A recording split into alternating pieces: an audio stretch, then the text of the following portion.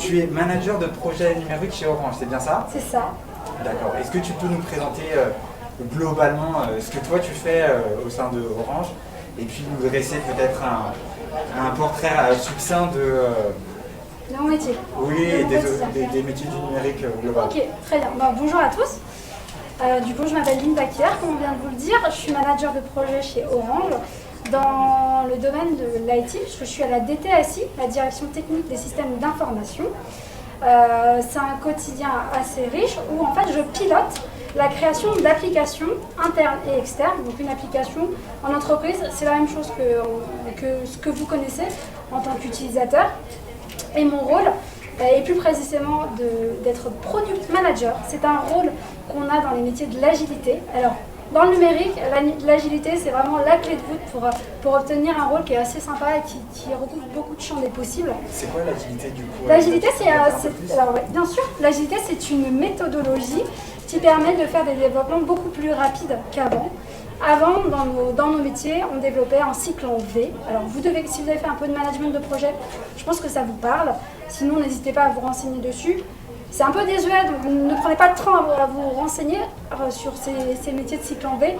On est vraiment dans de l'agilité, c'est de se dire on est sur du time to market. Donc, je vais parler un peu verbatim, très professionnel. N'hésitez pas à me demander si vous ne comprenez pas, il n'y a pas de problème. Donc, on est sur du time to market, ça veut dire que quand il y a un besoin qui arrive, on doit le livrer. Voilà, c'est vraiment être au plus proche du besoin et le livrer. C'est l'enjeu des métiers du numérique, c'est l'enjeu de nos métiers de management de projet. Et en agilité, vous avez plusieurs strates, plusieurs fonctions. Moi, j'ai commencé en fait, j'ai fait une reconversion, pour tout vous dire. À la base, moi, j'étais manager plutôt de marketing et de communication très lambda, puis digitalisée, puisque le monde s'est digitalisé. Et puis j'ai découvert le monde de l'agilité et je me suis formée au métier de l'agilité et je suis devenue product owner.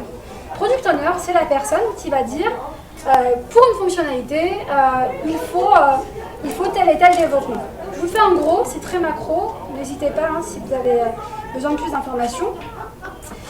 Et en tant que product owner, en fait, vous rencontrez tous les champs des possibles. Vous allez rencontrer des développeurs purs, des architectes, des urbanistes, des métiers, des opérationnels. Et au fur et à mesure, en fait, moi, en très peu de temps, vraiment en très très peu d'années, je suis montée sur un métier qui s'appelle le product management, où là, je garantis la vision globale des applications. Donc mon métier, c'est en fait tous les jours chapeauter des projets qui sont des applications, des systèmes d'information pour l'interne, et d'être garante que tout fonctionne bien, que ce qu'on a prévu d'être livré sera livré. Mon quotidien, c'est beaucoup de problèmes, je ne vais pas vous le cacher. Mais si vous êtes un peu féru de challenge, que vous aimez bien vous dépasser, c'est totalement fait pour vous.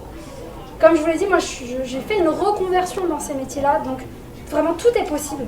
Il y a énormément de demandes sur ces métiers-là, donc n'hésitez pas. Il y a des grosses qualités, mais qui sont intrinsèques, qui ne sont pas forcément des compétences qu'on attend dans des métiers, puisque vous allez les acquérir. C'est assez simple de les acquérir. Les compétences intrinsèques, c'est de se dire je sais résoudre un problème, je suis en capacité de gérer des délais et je suis surtout en capacité d'aller vers les autres et de discuter pour trouver des solutions. Voilà, donc c'est assez accessible.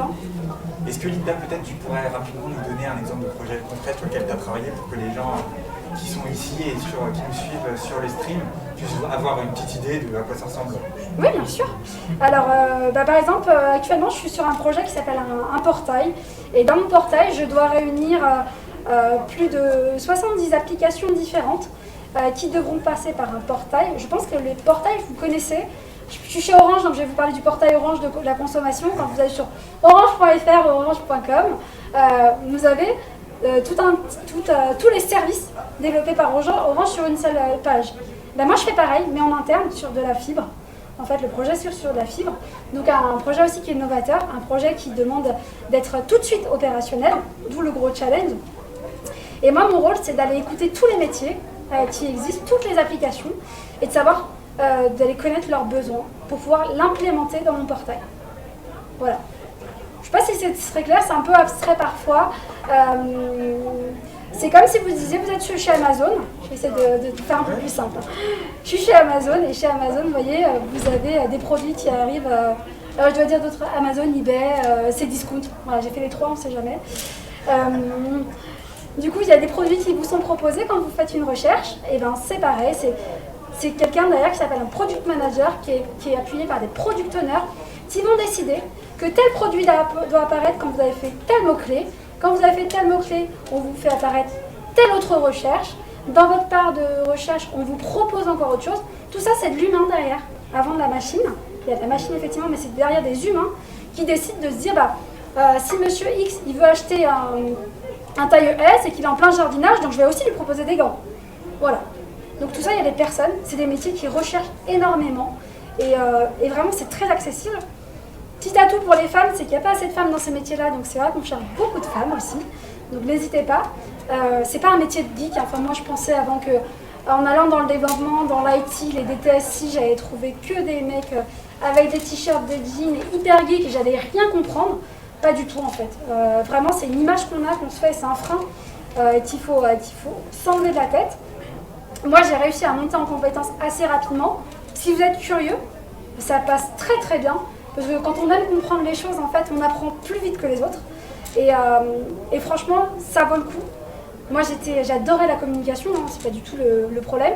Mais je me retrouve plus dans ces métiers-là, où je fais à la fois de la com, je vais aller entendre des utilisateurs, je vais faire des tests, je vais faire de la technique, je vais faire vraiment, vraiment beaucoup de choses assez différentes dans ma journée. J'ai aucune journée qui se ressemble. C'est pour ça qu'il ne faut pas avoir peur, il faut vraiment être force de proposition et de se dire non mais je peux le faire. De toute façon, s'il y a un problème, c'est qu'il y a une solution et je vais la trouver. C'est vraiment le quotidien. Et je vous conseillerais, moi tous, vraiment d'aller regarder ce qui se passe sur ces métiers-là. Si vous aimez le design, vous pouvez aussi aller sur des métiers du design. Moi, je travaille beaucoup avec des UX designers, avant qu'on appelait des ergonomes, qui vont vous aider à créer tout un parcours utilisateur et du coup, qui sont aussi pleinement dans le numérique et dans le design. Ok. Merci Linda pour le sujet, pour ce que j'ai envie d'aborder. Donc ce que tu nous dis en gros, c'est que dans le métier du numérique, en fait, il y a de la place un peu pour tout le monde. Bien sûr. C'est-à-dire qu'il y a à la fois des métiers très techniques, évidemment, qu'on connaît, je pense développeurs, peut-être des experts dans des domaines en particulier du numérique, comme par exemple la cybersécurité, etc. Mais il y a aussi de la place pour des gens qui n'ont pas forcément un background tout à fait technique, qui sont dans l'entre-deux. Est-ce que tu peux peut-être revenir rapidement pour dresser un portrait des différents gros types de métiers possibles par rapport à ça? Comme tu l'as dit, il y aura des métiers très techniques, mais encore, ces métiers-là, ils sont aussi accessibles, surtout si vous avez fait de l'ingénierie avant. Moi, j'ai fait partie, et je fais encore partie d'un programme d'ingénieur, en fait. On me monte et on me forme à l'ingénierie, donc vraiment tout est possible. Côté technique, ça sera vraiment des architectes, comme vous les connaissez les architectes, hein, ça bâtit des systèmes, ça crée des liens, ça crée une cohérence entre tous les systèmes applicatifs, des urbanistes, des développeurs. Développeurs, comme vous savez, il y a plusieurs systèmes de développement, il vaut mieux se spécialiser. Alors, je vais vous dire en Java par exemple, voilà, Java, il y a encore beaucoup de choses à faire, il y en a qui sont spécialisés en Python. Juste attention à votre spécialisation parce qu'elle va déterminer finalement aussi l'endroit où vous allez travailler. Ensuite, dans les métiers plus management de projet, vous avez tous les métiers de l'agilité, comme je vous ai cité, qui sont product manager, product owner, proxy PO. Voilà, ça, c'est des métiers qu'on ne voit pas souvent mais qui sont en forte demande. Attention aussi parce que vous n'allez pas les retrouver forcément sous cette appellation-là dans des anciennes entreprises. Les nouvelles entreprises, les startups, ils sont férus, ils sont complètement en phase avec ces métiers-là. Sur d'autres entreprises, vous pouvez les retrouver sous les formes de manager de projet ou chef de projet. Voilà, c'est complètement ouvert, il faut juste bien choisir l'entité. Voilà. D'accord. Merci Linda. T'as une question, c'est ça? On va commencer à prendre les questions du stream et de la salle s'il y en a. Oui, alors sur le chat, il y a Valentin qui demande qu'il n'a pas d'expérience dans le domaine du numérique, mais il a commencé à suivre des MOOC, à terme, il souhaiterait s'engager dans une alternance tout en suivant une formation en ligne. Est-ce qu'il est dans une bonne démarche? Il demande, hein. Je pense que tu es dans une bonne démarche, je vais me permettre de te tutoyer. Je pense que tu es dans une bonne démarche, mais juste attention à l'organisme que tu vas choisir pour faire pour monter en compétences et pour faire ton alternance. Certaines entreprises, certains réseaux vont pouvoir derrière te proposer aussi un réseau d'entreprises pour t'aider à faire ton alternance, à trouver ton entreprise. D'autres moins. Ça peut être une difficulté. À l'heure actuelle, je ne vais pas vous mentir, les MOOC ne sont pas reconnus du tout en entreprise. Avoir fait un MOOC, c'est pas sur un CV le petit plus. Moi j'ai fait une formation de product owner, vraiment. Je me suis fait aider pour la faire. Et à partir du moment où j'ai fait la formation par un organisme de formation qui est reconnu, du coup par l'organisme mondial sur l'agilité, ça a fait la différence sur mon CV. Donc vraiment attention à vos choix, c'est une très bonne démarche. Je pense que ça va te donner un vernis et t'acculturer. Par contre, la reconnaissance dans ces métiers-là, elle n'est pas forcément au rendez-vous.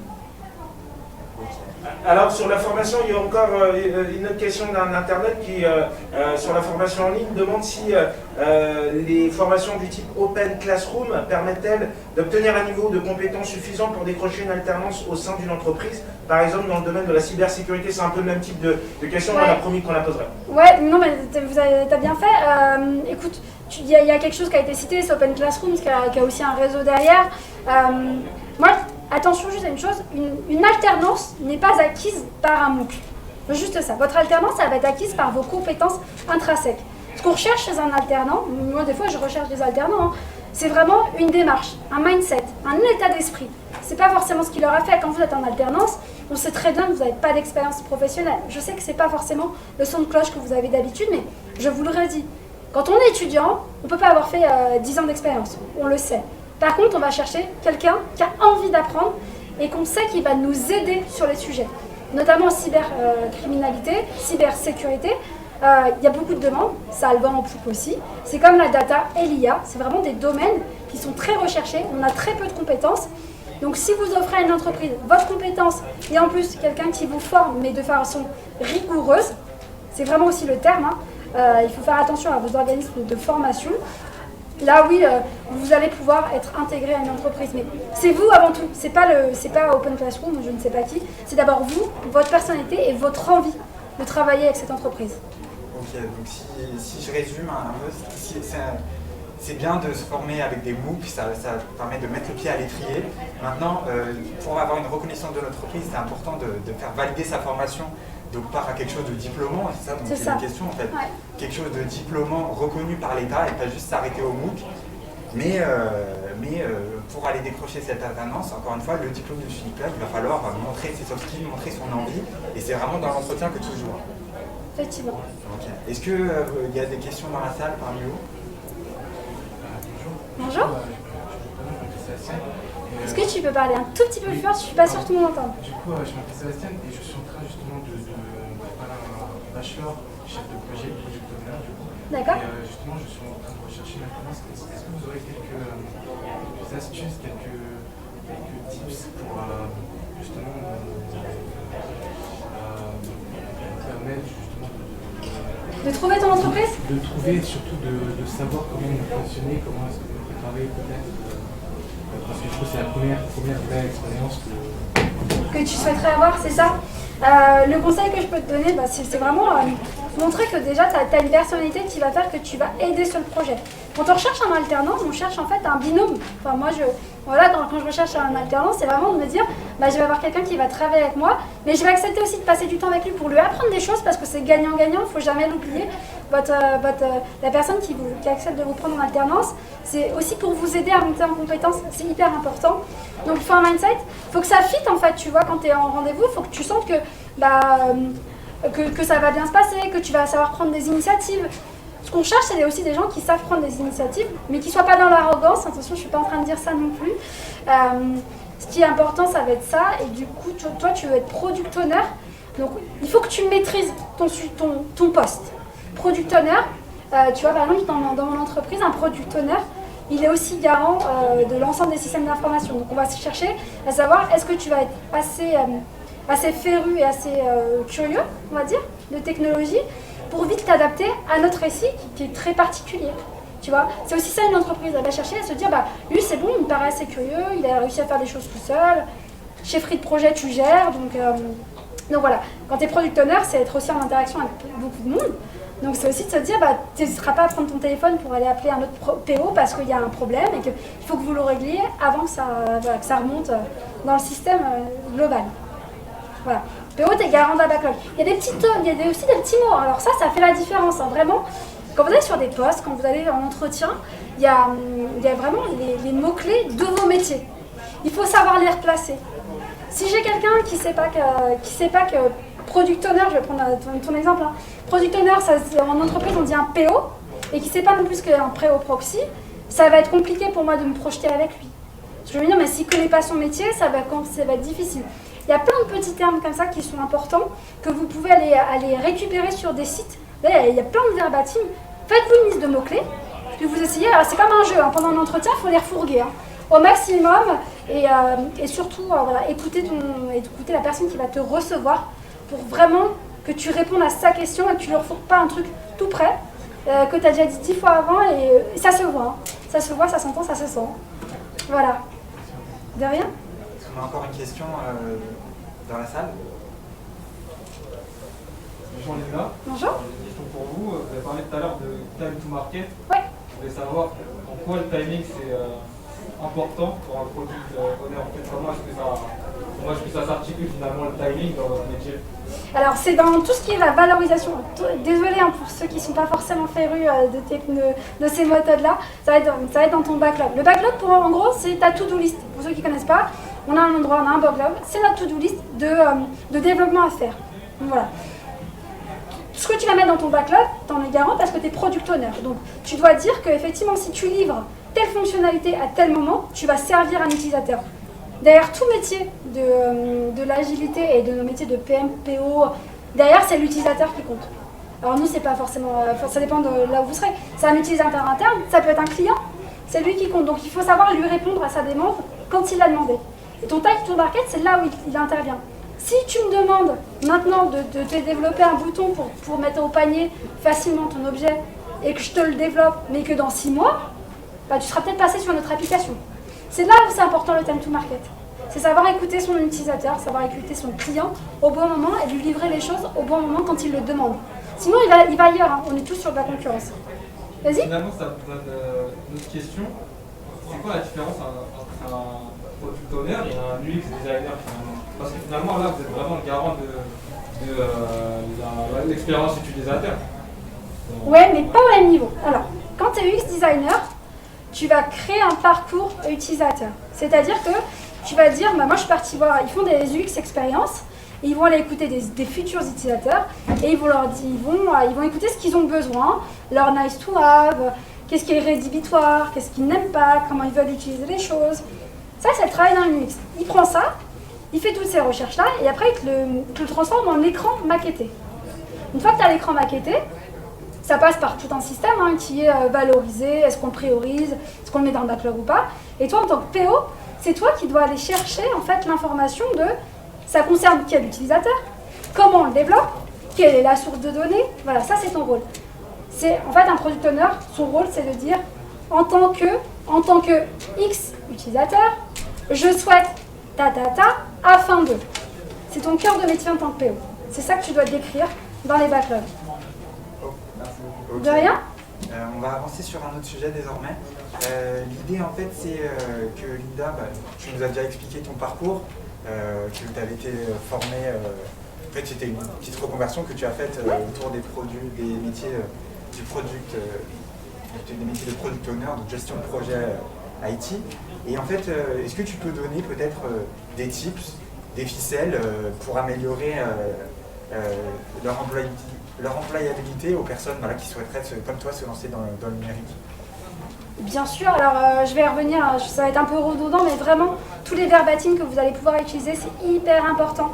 Il faut vraiment travailler en fait sur votre savoir sur ces métiers-là. C'est ce qui fera la différence. Moi, je vous conseille de ne pas avoir peur en fait. Enfin, moi, je gère des projets qui coûtent très très cher. Il n'y a pas si longtemps que ça, je ne faisais pas du tout d'IT. On m'a fait confiance. Et je fais mes preuves encore tous les jours aussi, hein, c'est un vrai challenge. Donc vraiment, n'ayez pas peur, ne vous mettez pas de frein. C'est vraiment des métiers d'avenir en fait. Donc, en plus, quand vous avez mis le pied dedans, franchement, vous êtes serein, vous savez que vous pouvez continuer à évoluer dans ce métier-là et que vous avez encore plein d'opportunités. Enfin, moi, les chasseurs de tête, tous les jours sur LinkedIn, j'en ai au moins 3. Hein, vraiment. Alors qu'avant, quand je cherchais un emploi, c'était pas la même histoire. Dans la com et le marketing, donc on voit vraiment la différence. Les tips, c'est vraiment le verbatim, votre approche, votre envie. Et je vous conseille aussi de bien réfléchir à ce que vous voulez faire et qui vous voulez être dans ce métier-là. C'est aussi hyper important de trouver du sens à ce que vous faites. Si vous faites ça juste parce qu'il y a du boulot, je pense que du coup vous n'allez pas envoyer le bon message, ça ne sert à rien, on va pas sentir votre envie. Moi je pense que ça se voit, j'aime mon métier, j'aime vraiment mon métier, j'aime ce que je fais, j'aime partager et je pense que ça s'entend aussi. Il faut que vous soyez un peu dans une dynamique similaire, c'est-à-dire que ce métier-là, il va vous choisir, mais vous allez aussi vous le choisir, c'est hyper important. Choisissez une spécialisation, ça ne vous ferme pas de porte, mais ne dites pas je vais dans le numérique. Moi, le numérique, c'est pas un métier, c'est un domaine. Attention, dans le numérique, on a du design, on va avoir de l'architecture, et ça n'a rien à voir les uns des autres. Moi, je parle beaucoup d'IT dans mon métier parce que je fais des systèmes d'information, qui est l'ancienne appellation, mais mon quotidien, c'est ça. Savoir aussi vous positionner, est-ce que vous allez sur des grandes entreprises ? La voie, elle n'est pas forcément royale dans les grandes entreprises parce qu'on est nombreux déjà. Des startups. Si vous êtes en reconversion et que vous êtes en début de challenge, mais allez dans des startups. Enfin, moi, je suis passée par des petites TPE, des PME, mais c'était génial. Pour apprendre le métier, c'est génial parce qu'en fait, vous devez tout faire. Et du coup, quand vous allez dans d'autres missions où c'est un peu plus costaud et qu'il y a beaucoup d'euros en jeu, bah là, vous êtes à l'aise, quoi. Vous n'avez pas peur de vous planter parce que vous l'avez déjà vécu ailleurs. Vraiment, ne vous dites pas que les petites entreprises n'ont pas besoin de vous. Si, ils ont aussi besoin de vous. Et vous serez même peut-être plus à l'aise, je ne vais pas dire mieux accueillis parce que ça n'a rien à voir, mais plus à l'aise sur ce genre d'entreprise que dans des grandes entreprises qui font rêver. Voilà. C'est un parcours qui est fait par étapes, hein. C'est pas un sprint, c'est un marathon. Surtout si vous êtes en reconversion, c'est un vrai marathon. Faites-vous un profil, vous dites, moi dans 10 ans, je veux être là. Ok, mais dans 10 ans, je veux être là, mais pour arriver à mon point d'arriver dans 10 ans, qui est pas énorme, hein, 10 ans dans une carrière, je vais accepter d'aller, je sais pas, dans le boulanger d'à côté qui a besoin de créer son site en ligne. Voilà, parce qu'il ne sait pas faire de la livraison. Je vais accepter ça. Je vais faire un peu de freelance. Moi, j'ai fait aussi du freelance. Vraiment, je me suis déployée un peu partout. J'ai fait mes armes. Une fois que j'ai fait mes armes, j'ai pu aussi être un peu plus à l'aise en entretien, avoir un CV qui était différenciant. Quand j'ai été recrutée par Orange, j'étais parmi une foule de candidates. Hein. On n'était pas une dizaine, hein. On était vraiment, ça compte, on était 1200 je crois au tout départ. Et ça s'est écrémé. Donc voilà, choisissez vos combats, surtout, spécialisez-vous autant que possible, parce qu'il y a plein de journées possibles. Et c'est pas parce qu'on se spécialise que c'est fini.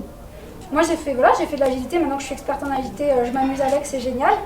Maintenant j'ai envie d'aller sur de l'IA, parce que c'est bon, j'ai fait des choses, je suis armée, je me sens prête à aller un peu plus dans la technique. Voilà, il n'y a rien qui est fermé. C'est pas parce qu'on fait un choix que ça va nous fermer toutes les autres opportunités. C'est juste un chemin qu'on prend, et au final, il faut juste savoir où on veut être à l'arrivée. C'est peut-être un peu abstrait tout ce que je vous dis, et n'hésitez pas à rebondir. Je serais ravie de répondre à d'autres questions s'il y en a d'autres. Hein. Oui, est-ce qu'on a des questions peut-être de live stream? Alors, il y a sur le chat quelqu'un qui nous demande, en tant qu'une étrangère récemment diplômée, j'ai remarqué que c'était vraiment difficile de trouver un emploi. Alors, j'aimerais avoir des astuces, étant diplômé, mais de l'étranger, pour voir comment je peux être intégré un peu dans le cursus numérique ici en France. Alors, moi, dans mon expérience à moi, le fait d'être étranger n'est pas un problème. Nous, on travaille avec des sociétés à l'international qui sont basées aussi au Maghreb, notamment. On en a certaines, je crois, qui sont en Égypte, on en a en Espagne. Donc moi, dans ce que je connais, ce que je fais, l'international fait partie de notre quotidien. Vraiment, ce qu'on recherche avant tout, il y a une pénurie de compétences dans l'industrie du numérique, plus particulièrement sur les métiers de l'agilité. Donc je serais plus pour te dire, peut-être qu'il faut revoir un petit peu ton approche, ta façon de te décrire, peut-être être plus concrète. Quand vous allez faire à des gens qui sont dans un métier tous les jours, on n'est pas je vais vous donner l'expression, on n'est pas en mode popcorn, quoi. On n'est pas là pour que vous nous racontiez votre vie et que vous nous disiez oui mais parce que j'ai fait ça et qu'après ça n'a pas marché. Surtout que du négatif, ça ne renverra pas la bonne image. Il faut que vous soyez assez concret. Moi je sais que je peux postuler à ton poste parce que dans ma vie, j'ai fait, je sais pas, je vous dis pas une connerie, voilà. Moi j'ai fait un voyage en Calédonie, j'ai été dans la tribu Kanak et ça a toujours fait la différence. Parce qu'en fait, en disant ça, j'ai montré au recruteur que bah, moi et mon petit sac à dos, là, j'ai pu faire des choses assez différentes et ça m'a pas fait peur. Et c'est important pour un recruteur de se dire bah, qu'il n'y a rien qui vous fait peur. C'est vraiment votre posture aussi qui va changer les choses. Donc il y a peut-être ça à regarder parce que vous dire que ce métier, ce domaine-là est fermé, non, il y a une pénurie de candidats. Donc franchement, quand il y a quelqu'un de compétent, qu'on sait qu'il va assurer, qui va vite s'intégrer, non mais ils le prennent. Hein. Alors surtout dans les bureaux de consulting. Moi j'ai commencé aussi j'ai commencé en solo, non, en freelance. Je vous donne tout mon parcours. Oui, vas-y. Moi c'est moi qui suis en mode popcorn, je vous donne mon parcours. Alors, j'ai commencé en freelance parce que c'était la seule façon de me lancer très rapidement parce que moi mon seul besoin c'était d'être sur le marché du travail. J'en pouvais plus. Hein. Donc je me suis lancée en freelance. J'ai trouvé des petits contrats dans des PME. C'était bien. Après, j'ai eu une opportunité en intérim dans une grande boîte de l'industrie de l'énergie, chez Engie. Chez Engie, ça a fait la différence. Je suis passée dans une boîte de consulting qui m'a cooptée après. Boîte de consulting qui était aussi top, mais qui n'allait pas m'offrir ce que moi j'avais envie, parce que j'avais déjà un certain âge et que j'avais une projection de ma vie qui était différente. Et de là, bah, j'ai passé les concours et je suis rentrée chez Orange. Donc vous voyez, paf, j'ai changé à chaque fois. Les boîtes de consulting, c'est un endroit, ils recrutent. Hein. Ils recrutent énormément. Donc ça peut être aussi un premier pas beaucoup plus simple pour entrer dans ce domaine-là. Est-ce qu'on a des questions dans la salle T'en avais une, il me semble, excuse-moi, j'ai pas... Tout à fait, ouais, j'avais une question. Bah, en fait, là, ça, plus que vous avez ajouté, j'ai d'autres questions. Alors, première question par rapport à ce que vous venez de dire. Ouais. Comment est-ce que vous avez obtenu vos premières missions en freelance? Justement, comment est-ce que vous avez... Par le réseau. Ok. En fait, c'est très simple. Je vous dis la vérité, hein, je suis hyper transparente. Moi, je fais du sport. Et du coup, c'était quelqu'un qui avait une entreprise qui était dans ma salle de sport. Et je lui ai parlé. Je savais hein, qu'elle avait une entreprise, la nana, hein, donc que c'était une petite TPE, qu'ils étaient 3, enfin vraiment tout petit. Et je suis partie là-bas, je lui ai dit, écoute, moi je vais me lancer en freelance, est-ce que tu as besoin de quelqu'un? Et voilà ce que je peux te proposer. Et en fait, moi je lui ai proposé une mission où je déployais ses produits sur son site internet. Donc j'ai amélioré son site internet, j'ai amélioré ses ventes, et voilà, je me suis positionnée comme ça. Quand tu es en freelance, le plus simple c'est d'abord d'aller sur ton réseau. Un réseau, ça se construit, faut jamais l'oublier. Moi, je suis partie de rien. Un réseau, à la base, j'en avais pas non plus. Vous avez Link. Attention à Link, ne contactez pas tout le monde non plus parce qu'il n'y a pas d'intérêt. Mais passez par les gens autour de vous. Faites votre premier cercle. Les amis des amis, les amis de vos frères et sœurs. Enfin, voilà. Le club de sport. Le club de sport, c'est une mine aussi. Et on n'y pense pas forcément pour faire du réseau. Voilà. Tout simplement, tu vois. Et pour la deuxième question, tout à l'heure, vous avez parlé justement du fait que vous avez fait une formation en interne de conférencier. Ouais. Et j'ai l'impression qu'effectivement, vous êtes quelqu'un d'assuré et qui aime son métier. Comment est-ce que vous faites pour rester à jour? Est-ce que vous avez d'autres moyens justement de monter en compétence? Oui, alors moi, effectivement, donc moi je regarde beaucoup l'actualité de la data et de l'IA. Je suis plutôt sur des projets, moi j'aime bien regarder aussi ce qu'ils font, alors j'ai aussi des amis qui sont start-upers, donc c'est aussi s'entourer. Ce que je disais tout à l'heure, c'était le réseau.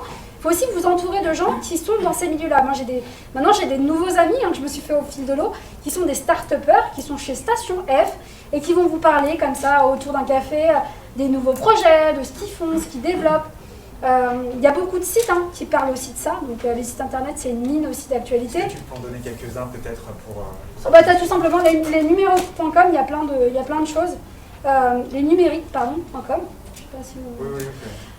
Voilà, il y a des actualités. Puis, voilà, Station F, je l'ai cité, c'est vraiment un incubateur de start-up.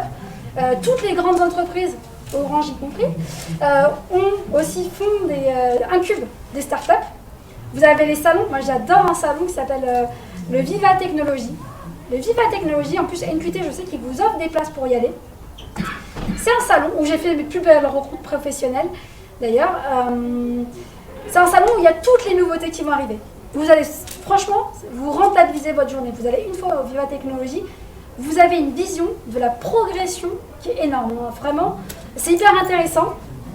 C'est challengeant, vous faites des rencontres. Si vous arrivez à y aller sur des journées professionnelles en plus, vous faites des vraies rencontres. Donc c'est hyper intéressant. Voilà. Viva Technologie, c'est le plus fort, c'est le plus gros, c'est celui où il y a le plus de monde. Donc on est tous dans... Enfin, je sais qu'une démarche de recherche d'emploi, ça prend du temps, c'est de l'énergie, c'est un peu de dépense aussi quand on n'a pas forcément d'argent. Donc c'est sur une journée, là, vous allez rentabiliser votre journée. Vraiment. Viva Technologie, c'est généralement autour du mois de mai. Suivez-le. suivez-le, il y a toujours de l'actualité, voilà. Il y a les groupes LinkedIn aussi, je ne sais pas si vous êtes sur LinkedIn, mais sur LinkedIn, il y a des groupes où on voit toutes les actualités, voilà. En fait, c'est un peu, je suis un peu, on va dire, t'es comme une pieuvre et tu te déploies un peu partout. Dès que tu peux avoir l'information, il faut aller la chercher. Quand on est curieux, c'est plus simple. Et puis, à un moment, tu te dis, bah, moi, ce que je préfère, moi, mon nouveau cheval de bataille, c'est de se dire, j'aime la diversité, donc je ne serai pas là, et j'aime mon métier de l'IT. Et bah, du coup, maintenant, il y a des nouveaux projets qui sont en train d'émerger sur comment faire de l'IA garante de la diversité. L'IA, voilà. C'est tout nouveau, tu vois. Et ben, j'ai vu qu'il y avait maintenant un nouveau badge qui allait être créé pour garantir cette diversité dans l'IA. Bah, voilà, je vais voir les personnes, je les contacte, je leur dis, bah, ton sujet m'intéresse. Est-ce qu'on peut en parler 1 heure? Quand on est dans une démarche, alors, petit tips encore, quand on est dans une démarche de recherche, ne dites pas que vous êtes en recherche, ça fait peur, parce que les gens que vous allez pouvoir contacter sur Link ou sur d'autres réseaux, et que si vous dites que vous êtes en recherche, première chose qu'on va se dire, c'est mais moi j'ai pas d'offre. Moi j'ai pas d'offre à lui proposer, je vais le décevoir, j'ai pas envie. Donc on va faire un petit peu, voilà, on va vous ghoster. Mais c'est parce qu'en fait on ne sait pas vous répondre, on sait qu'on n'aura pas d'offre.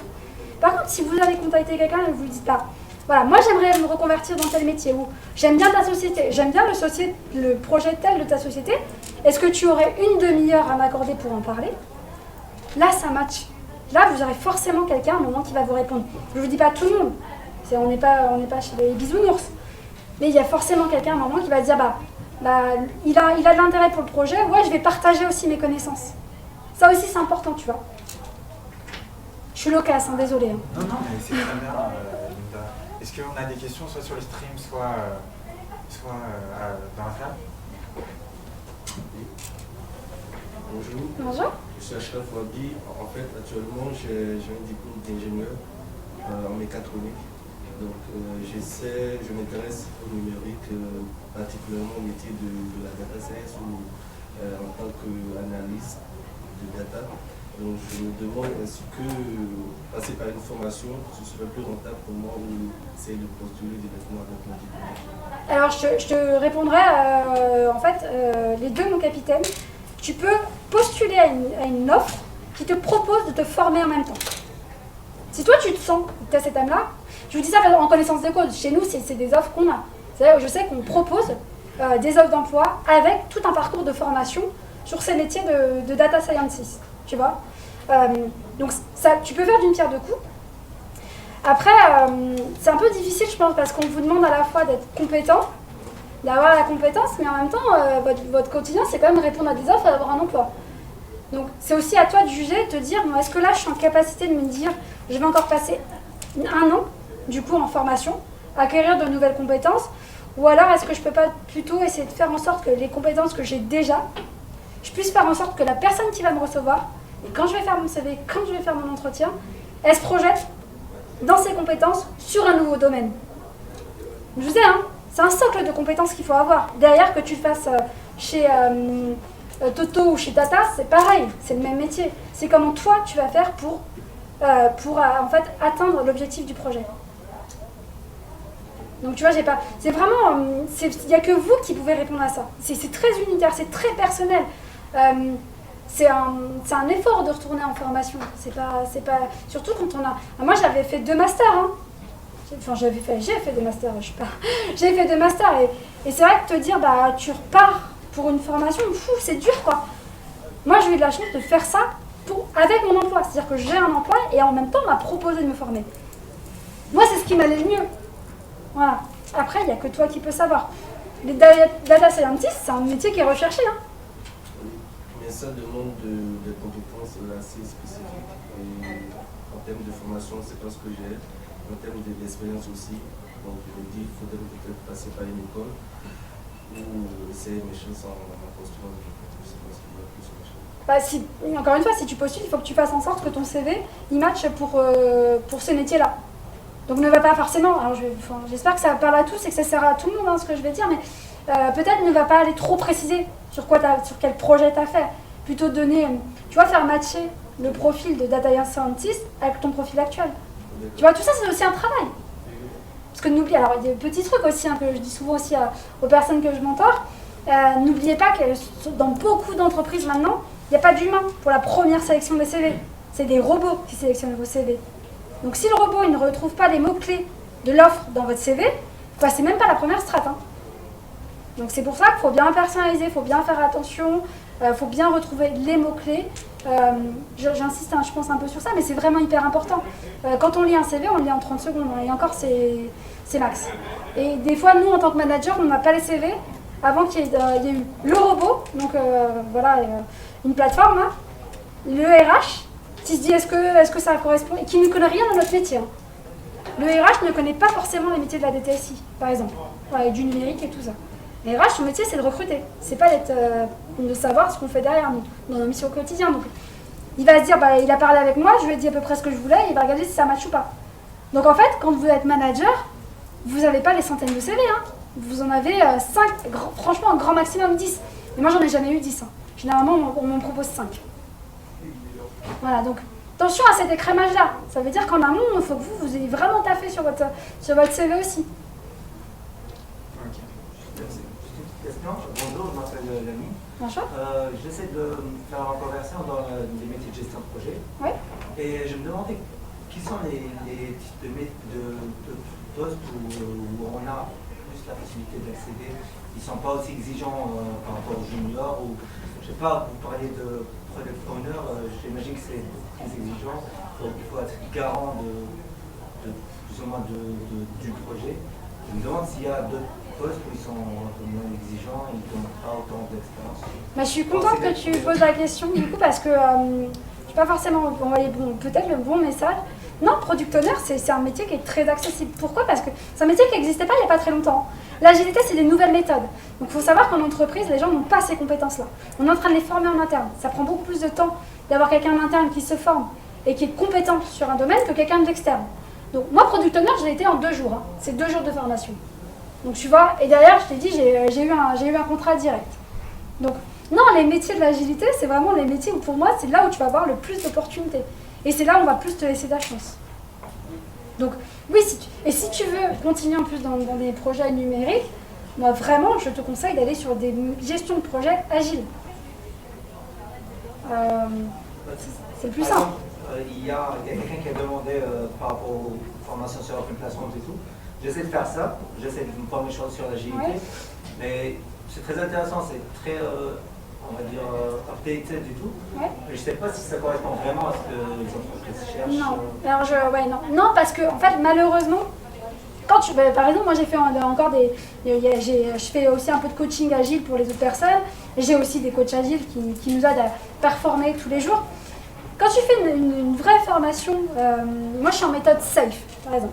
Je fais des méthodes avant qui s'appelaient Spotify dans l'entreprise, des méthodes Kanban, et là je suis en méthode SAFE. Tout ça, c'est des méthodologies agiles. Donc tu vois, tu as plein de champs des possibles. Il faut que tu maîtrises en fait ta méthodologie, ce qu'on appelle la méthodologie by the book. D'accord? Donc c'est la maîtrise de la méthodologie pure pour derrière pouvoir te déployer sur un métier, pouvoir la faire concrètement. Parce que tu vas un petit peu détourner la méthode parce qu'en face, tu n'auras pas du répondant. Mais quand tu es sur Open Classroom, on ne va pas t'apprendre ça. Tu vois? Alors que si tu fais la formation qui est certifiante, où tu ressors avec ton PSPO de la Scrum Academy internationale, déjà les métiers, des gens comme moi et qui sont dans ces métiers-là, on va vérifier, on va se dire « Ah, il a le PSPO Scrum, c'est bon, il a les bases. » Tu vois? Le reste, les projets vont changer. Si tu as les bases, on sait que tu vas savoir de quoi on te parle. Quoi. Si je te dis backlog, tu vas savoir. Si je vais te demander d'aller dans du Confluence ou dans Jira, tu vas savoir parce que tu auras eu la formation socle qu'on a tous eu. Tu vois? Moi, avant de choisir ma formation, j'ai demandé à quelqu'un, je l'ai dit, je suis passée par NJ, j'ai recontacté quelqu'un qui était dans l'IT d'NJ, qui était passé chez GDF, en lui demandant, non mais regarde, voilà, j'ai 2 formations, laquelle tu me conseilles? C'est un senior, j'ai demandé à un senior, et c'est le senior qui m'a répondu, tu vois. Faut pas hésiter dans ces cas-là aussi, à aller chercher de l'info sur des gens qui ont déjà fait ça, qui ont un peu de bouteille, et c'est grâce à lui d'ailleurs que j'ai fait la bonne formation. Il m'a dit, tu sais, chez nous, on va vérifier que tu as bien fait la Scrum Academy internationale, quoi. Voilà. Tu vois, poser des questions, c'est gratuit. Écoutez, merci en tout cas, merci à toi Linda de rien. Pour cette belle intervention. Beaucoup de choses très intéressantes ont été dites. Je pense que ce qu'il faut retenir principalement, c'est grosso modo, la balle est dans votre camp. Si vous le voulez, en fait, tous les outils sont déjà là pour aller vers ces métiers-là. Vraiment, c'est ouvert et c'est à celui qui viendra avec le couteau entre les dents pour montrer qu'il en veut. Donc, n'hésitez pas à vous rendre sur le site nqt.fr, également pour avoir plus d'informations sur le site de l'OPCO, donc opco.fr. Et enfin, pour les métiers du numérique, on vous recommande le site concepteurdavenir.fr, donc concepteurdavenir.fr. Voilà. Merci en tout cas Merci. à nos intervenants. Merci à vous. Et merci à tous. Et du coup, je vais prendre ma question. Vous avez coupé? C'est bon?